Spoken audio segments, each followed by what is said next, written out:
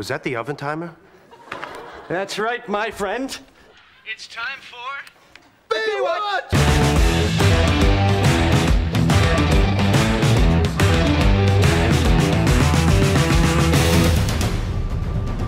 Our team is the elite of the elite. We're the heart and soul of this very beach. We protect when other people don't want to protect. And we go above and beyond.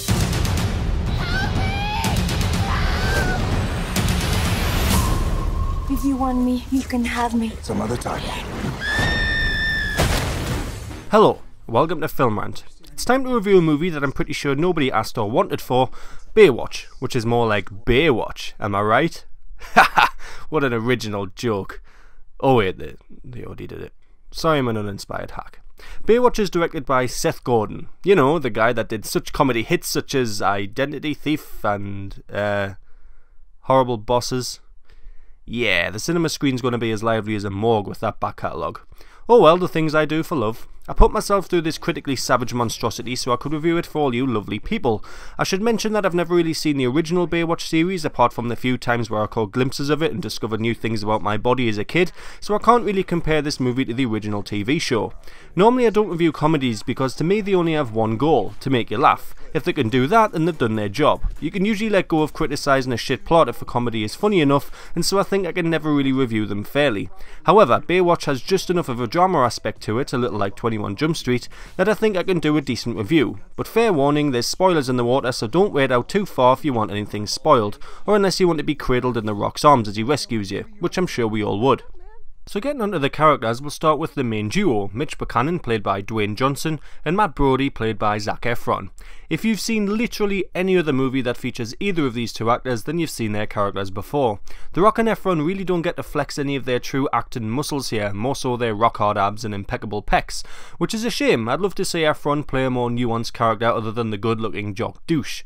You can interchange his character from Bad Neighbours with Brody and you wouldn't notice. Dwayne Johnson seems to go for very similar kind of movies now where he usually plays a more action hero version of The Rock. I knew nothing about Mitch Buchanan before going into this movie, but I knew exactly the kind of guy he was going to be simply because he was played by Dwayne. Yeah, no surprises here with Zac and Dwayne's characters, which is a bit disappointing. John Bass plays Ronnie, who's the funny, awkward one. Pretty sure that's his actual bio. You can guarantee if this movie was made 10 years ago he would have been played by Jonah Hill. Yeah, he's that guy. While he definitely had some good comic relief early on, as the movie went on you just began to feel like he was a tag-along. He doesn't really offer much to the plot or the group as a whole. In fact, that can be said for almost every character except Mitch and Matt.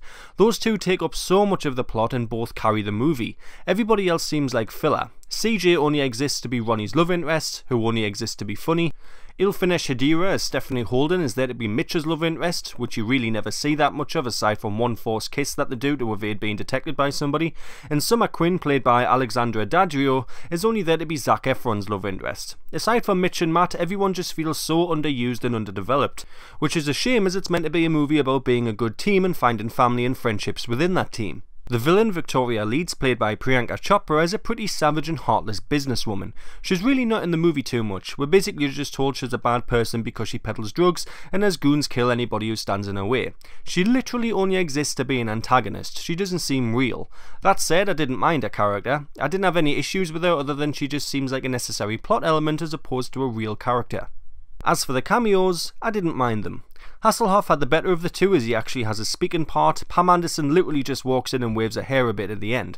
I would have liked both cameos to have been a little bit longer, and it would have been nice if both of them were actually more involved in the plot, but I'll take a cameo of Hasselhoff and Pam Anderson any day of the week. Colour me pleased. Getting onto the script, surprisingly this movie starts off quite funny. The jokes come thick and fast early on and most of them land well. I found myself chuckling more than a few times and it set up the movie nicely. But as the movie goes on, the jokes become a little less frequent and not as funny, which is common in action comedies as they have to begin to prioritise the plot later on, but it was still a little disappointing to see the giggles fade out a bit, especially since the initial jokes were so good. So I guess as a comedy, this movie goes from as being as funny as a Bo Burnham song to as funny as a Gary Glitter song. Baywatch has a very strange tone. It's without doubt an action comedy and it hits all the usual tropes of one, but it's delivered in an odd way. There's lots of self-referential humour in Baywatch and it loves to take the piss out of itself, which is cool. That was one aspect that I liked. But then it can also be very serious and tries to portray these lifeguards as genuine action heroes that we should all aspire to be. So one minute it's like, yeah, these guys are just lifeguards and Baywatch has ridiculous storylines, so of course this is absolute trash, and the next it's all, yeah, these lifeguards are amazing people and you should all want to be like these guys and girls. The movie is also cheesier than a porn star's smegma, and I can't tell if some of those moments are ironic or accidental. Baywatch takes the piss out of tropes but then falls into them all itself, and I can't tell if that's genius writing or incredibly unself-aware. There is a bit of a major problem with the plot early on. For the first hour or so, the movie focuses on the relationship between Zac Efron and The Rock. They get off completely on the wrong foot because Efron is a self-entitled douche and The Rock is an ex-military earn stuff yourself and work hard kind of guy. The Rock is also at odds with the local cop, Garner, played by Yahya Abdul-Mateen II. Yes, the second. The cop is constantly telling Mitch that he's just a lifeguard, so he should just do his job and save people who get into danger on the beach. Mitch doesn't like that because he treats the beach like it's his home and he wants to get to the bottom of all the drugs he's finding. Mitch claims he has legal jurisdiction and always just tries to say to Garner he's doing a better job of being a cop than he is. When Efron joins the group, Mitch asks him to infiltrate the suspect's party to gather intel on the drug pushing, to which Efron replies, "No, that's not our job. This is a job for the police. Why don't we just call them?" And the movie seems to villainize Efron for having that viewpoint. The movie wants you to side with The Rock, but I just couldn't.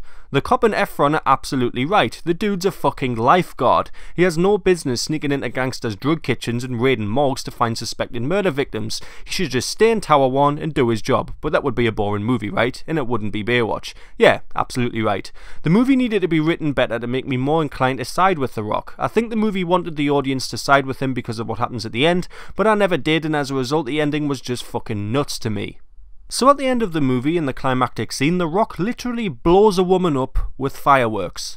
That's not a metaphor or hyperbole or anything. He literally holds a firework launcher in front of her from about 15 feet away and blows her into WrestleMania 34. And there's no consequence whatsoever.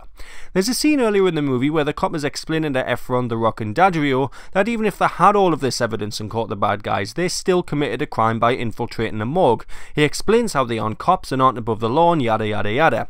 So I expected some kind of recompense for The Rock shooting a woman with a fucking firework, but instead the cop is all, "Oh, you guys are right all along. They are the bad guys. I guess I owe you an apology." And The Rock's all like, Come on, brother. Then they all go running off along the beach together. Mitch even jokingly talks about how he blew a woman up while the group are having lunch just before the end credits, and they all laugh along with him. They're complete fucking psychos.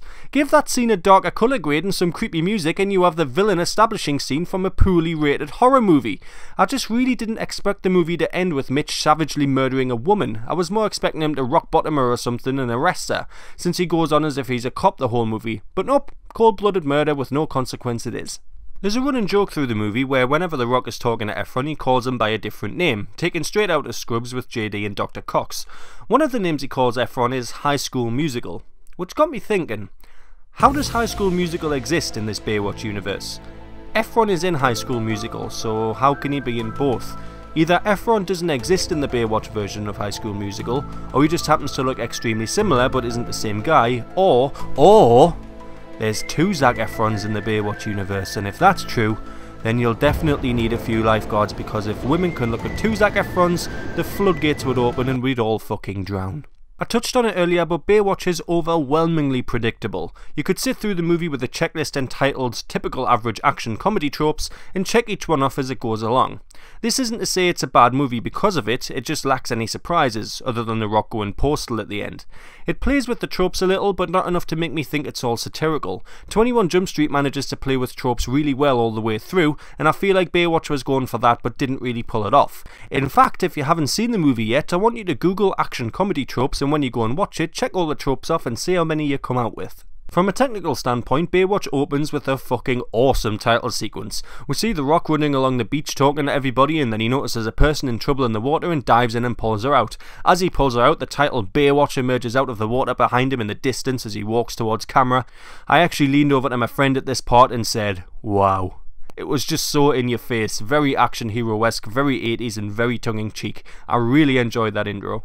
However, I have to mention that visual effects throughout the rest of the movie leave a lot to be desired. Some of them are really noticeable, and I don't know if they ran out of money or they couldn't afford some of the best visual effects artists, but it has to be mentioned.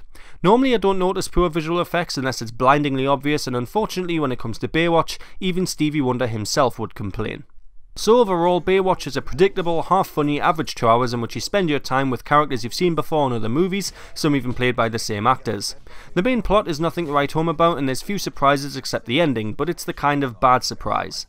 Most of the characters feel like tag-alongs and the comedy starts to lose its edge after the opening hour or so. It's a movie that's riddled with issues here and there, but I'll be a candy-ass bitch if I didn't say it was entertaining. I found Baywatch an entirely fun watch despite its issues. Its comedy is just good enough in the opening hour to save it, I think, even if it does run out of steam, and even though all the characters are a bit meh, I still enjoyed my time spent with them. Efron and Johnson have decent chemistry and I think that, along with some of the little pluses here and there, are enough to enjoy.